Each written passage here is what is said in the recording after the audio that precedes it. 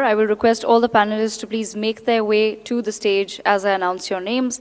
Mr. Abhit Kumar, Social Hardware International Private Limited, Mr. Shivashankar PC of Daijo Private Limited, Mr. Abdul Azeez Khan of Phasmo Energy Systems Private Limited, and Ms. Prafulla Agarwal of Tokere Energy Solutions Private Limited. The session chair is Mr. Avinash Punekar, CEO of iCreate. The duration of this session is 25 minutes.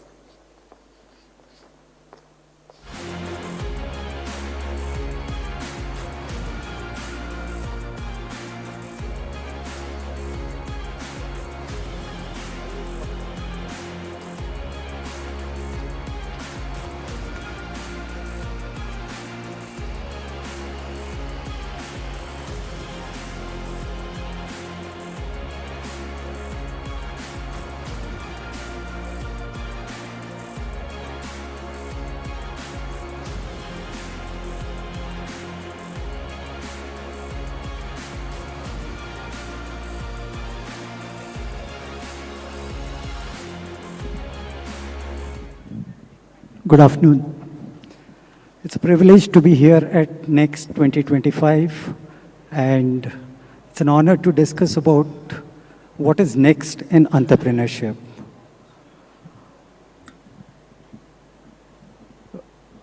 I am Avinash Punekar. I represent iCreate, the International Center for Entrepreneurship and Technology based in Ahmedabad, one of India's best technology business incubator. It's a standalone sector-agnostic, hardware-focused incubator. The world today is at an inflection point. Technology, sustainability, and entrepreneurship cannot be discussed separately, but they are intertwined. It's driving the economic opportunities and social reforms. We have today an excellent panel. We have Abhit Kumar, CEO of Social Hardware. Abhit is revolutionizing the robotics and telerobotics systems which work in hazardous environment, especially in defense, space, nuclear, and chemical environments. We have Abdul Azeez Khan, co-founder of Phasmo Energy, who is working in making energy intelligent. He builds actually battery management systems, health management systems for battery solutions. We have Dr. Prafulla Agarwal, who's the founder of Tokere Energy Solutions. She's pushing the boundaries of blockchain-driven climate action tokens. It enhances the transparency, traceability of green energy and verification system. We have Mr. Shivashankar, who's the founder of Daijo, who's working on AI-driven micro-mobility solutions. I'm going to ask three simple questions to all of them because these four entrepreneurs come from different domains. So my first question to all of them is going to be in terms of what is the problem or the gap or the need that they identified in the market, and how did they go about in identifying the right kind of solution for those gaps? We can start with Shivashankar. Thank you, Avinash. And thank you, thank the organizers for having us here. As you know, today, the world is moving at a rapid pace with AI and technology. Now, let us take a moment to rethink the timeless machine, which we generally refer to the bicycle. A touch of new design and technology into this marvelous piece of equipment can turn this into the most powerful micro-mobility solution. And this very idea drove us in taking up this project to design and manufacture electric cycles for the Indian market. And especially in India, nearly 75% of the commute happens on two-wheelers. And you move down into B and C class cities, bicycle becomes the backbone. And by transforming these bicycles into electric cycles, it would become a boon to not only the users, but in general, for the nation too. So it is with this idea that we ventured here And then we moved on to develop our own controllers, which were also patented, and we use them today in our range of products. And thereafter, recently, we have floated 2 POCs. One is we realized by modifying these bicycles or tweaking the design, we could adapt it into hyperlocal delivery as well as for the hyperlocal cargo. And another POC that we have opened is we have spent a fair amount of knowledge in controller design as well as motor design. We thought that if we can put all this together into a concise equipment that can be fitted into the bicycle and given it at a very affordable price, this could transform the bicycle industry that could be adapted by anyone and transform his normal bicycle into an electric bicycle. Because India is the second largest manufacturer of cycles, and we have a number of cycles in the road, and by fixing them into the cycles, they can immediately become electric cycles, delivering a substantial benefit to the user as well as the country. So this is our journey, and this is the brief or summary on our journey. I'll now pass it on to Dr. Prafull. Okay, just take a little swipe away, and Tokri is obviously a blockchain climate technology startup, but it just reminds me of the little kids I saw being lined up today. For them, it's a Saturday gone. They don't know why they're here. They've been ushered in. They've been ushered out. So this is exactly how organizations and businesses feel, because climate activists, civil groups, lawyers, teachers, parents, governments, everybody's putting a pressure on organizations to say, hey, what are you doing for the climate change? Where are your sustainability goals?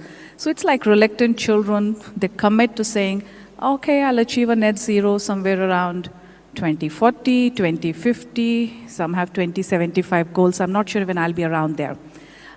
So with this is what the problem that I've identified, saying where is this reluctance stemming from? And why are businesses dragging their feet? And one of the things that you realize is businesses by their very DNA account for revenue. They build their businesses, they build their future on plans, on revenues, whereas sustainability has been sitting as a cost bucket. So I said, if we can crack that and make climate action profitable, we don't need to push any businesses, they will all adopt them. So that was what triggered the ideation and generation of Tokri. Thank you, Prafulla. Hello everybody. First of all, it's a privilege being here. Talking about gap identification, it's about our own journeys. First thing is, I was always fascinated with power. Now with power, I do not mean a specific thing. In general, I was fascinated with it. And according to that, research was done from a personal basis because of fascination. What I understood is a lot of noble people also suggested that acquiring power is the first step, but maintaining that is the biggest challenge, and the rest 99 steps. That's what struck my mind, and what I realized is, the new age, where the abundance of new age power, which is the energy, what you call the green energy, or the form of energy packets which are going to move around in vehicles or in mobility sector. That's what attracted me, that so much abundance of power and still the trust factor is low, because the efficient management and the operation of that power from one node to the other, be it the storage or be it the charging or the discharging, is the biggest problem. So that's what struck to me as the biggest gap what the industry was currently facing, and that's how we conceptualized, realized, and then basically prototyped and brought out to the market what we call as the intelligent battery management system. And in simple terms, it is the brain to the power. So this is how we try to conceptualize that, and now we are finding out different branches within the same space, where not only the management and the discharging of it, but how is it that efficiently fast charging of these battery packs or these power packets, which can be done so that the life is not affected, and in turn is elongated by the algorithms what we use. Thank you.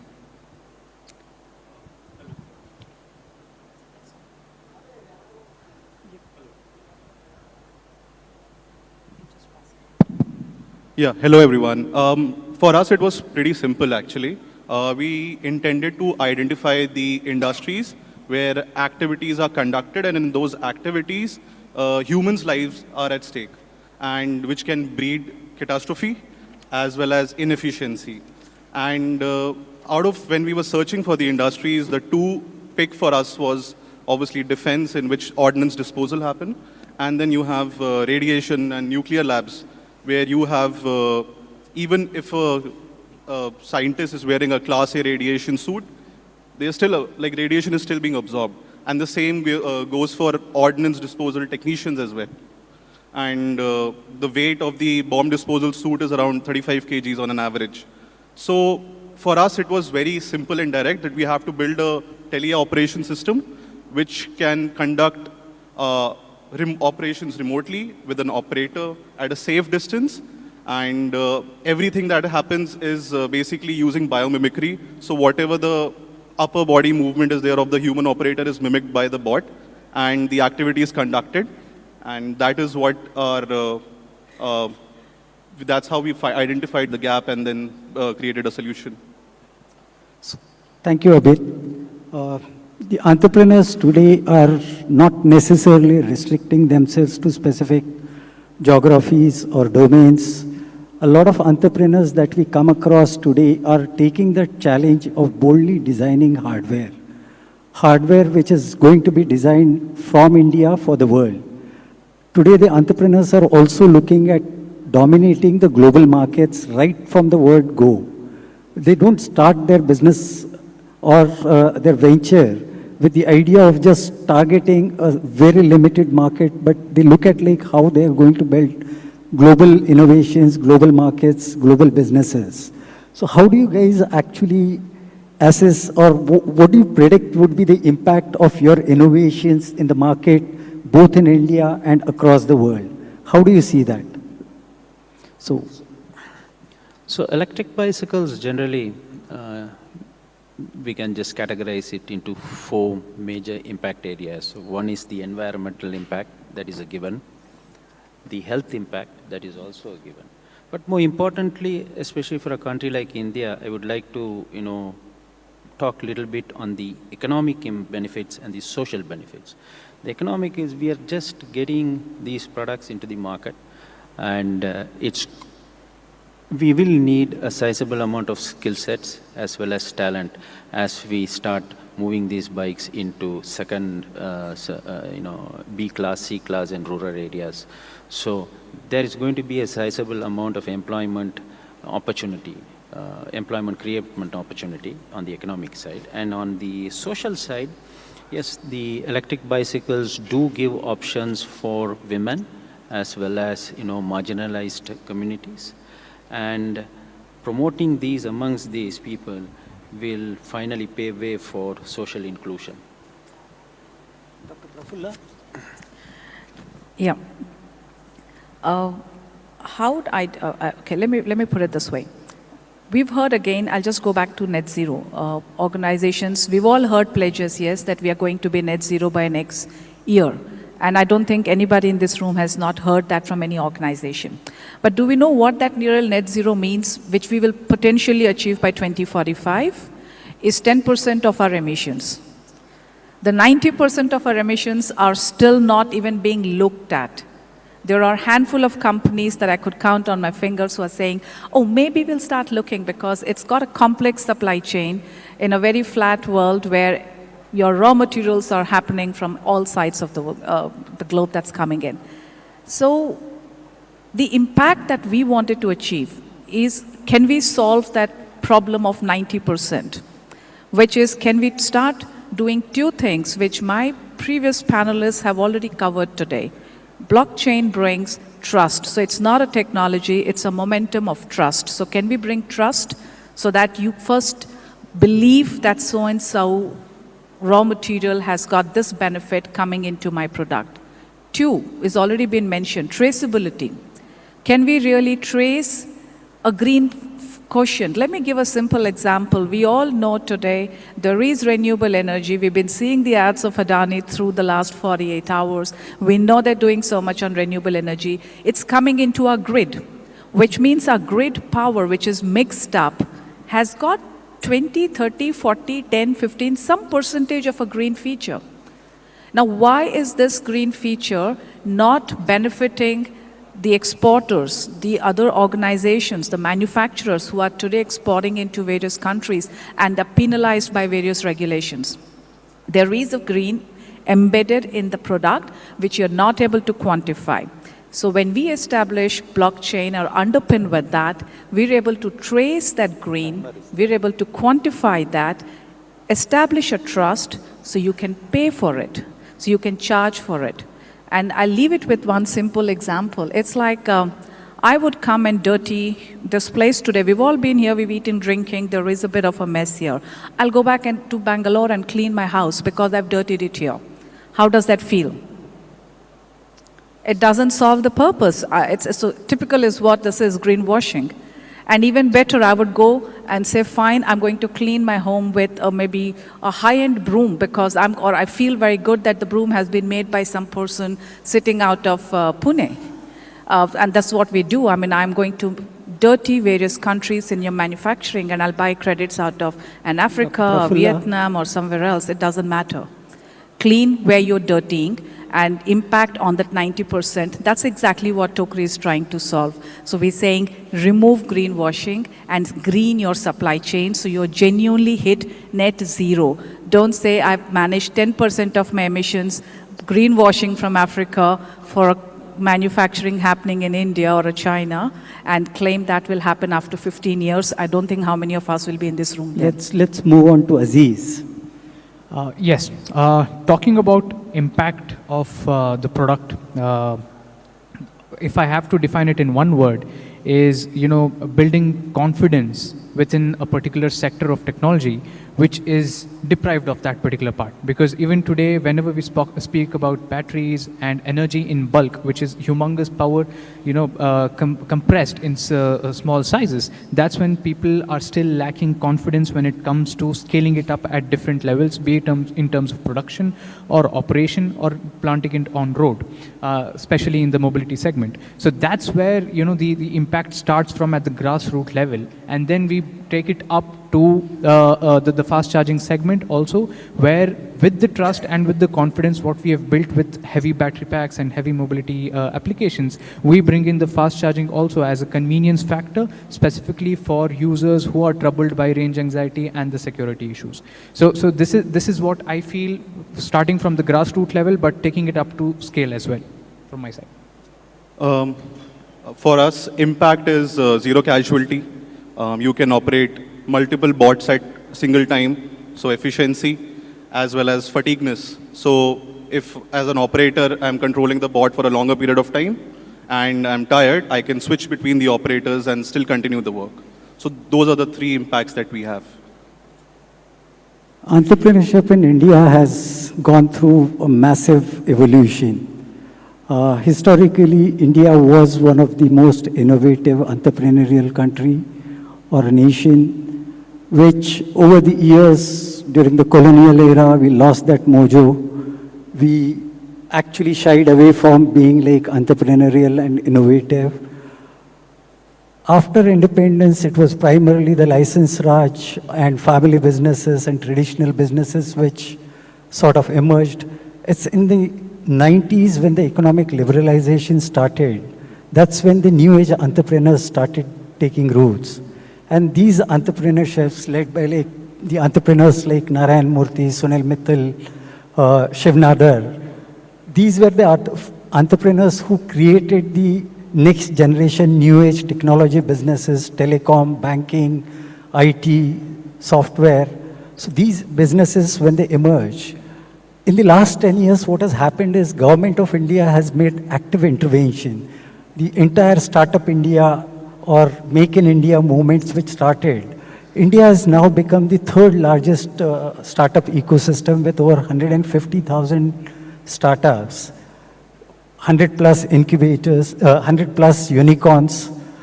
Interestingly, we have 1,000 plus incubators across the country, which are actually the places where all these new startups are getting hashed, they're getting created there.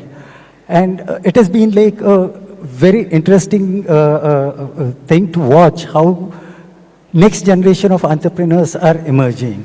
So if I were to ask these four entrepreneurs on what are the kind of regulatory challenges or risks that they face or they see, and what is it that they would want like the lawmakers, policymakers, and regulators to help out with. So if you can take a quick 30-second. So India is a country where we manufacture close to 11 million bicycles per year, and we expect electric cycles at least to take 10% of it. But today, currently, we are not even crossed 1%. That is because there are four factors as impediments. One is there isn't enough awareness. We don't have soft payment modes. We don't have insurance. And also, we need pure testing facilities and standardization for electric cycles. With the government intervention, if they can, improve and then bring this into, action, then we'll see a lot of improvement. Just two quick points. I think I'm not for regulations, but we need to establish the cost of environment that we're consuming when we trade our businesses, so that you will get a real balance sheet. I think I would rest my case at that. Aziz? Talking about regulations, in our field, obviously, ARI has taken the lead and, adapted itself according to the new technologies coming into the market and has been very quick in releasing those statements. But still, when we talk about, like, suppose when we started exporting, that's when, we started facing those challenges. When we talk about the UK region, we talk about the Lloyd's register, we talk about those clauses, that's when a lot of exposure from the Indian institutions is something which is lacking. But ultimately, what we feel is it's something which is a must, which everybody needs to follow, and co-creation is the only solution ahead of us, which is going to solve a lot of solutions. Thank you. For me, it's, I think, industrial license, primarily the ecosystem around robotics is something that needs to be looked at. That's where we faced issue when we were applying for the industrial license. So I think that's majorly that I think I have to say about. Thank you all. This has been absolutely amazing listening to the stories of these four entrepreneurs who represent the next generation entrepreneurs that we are seeing in India. Thank you all for being here, and thank you for the organizers for giving this opportunity. Thank you. Thank you so much.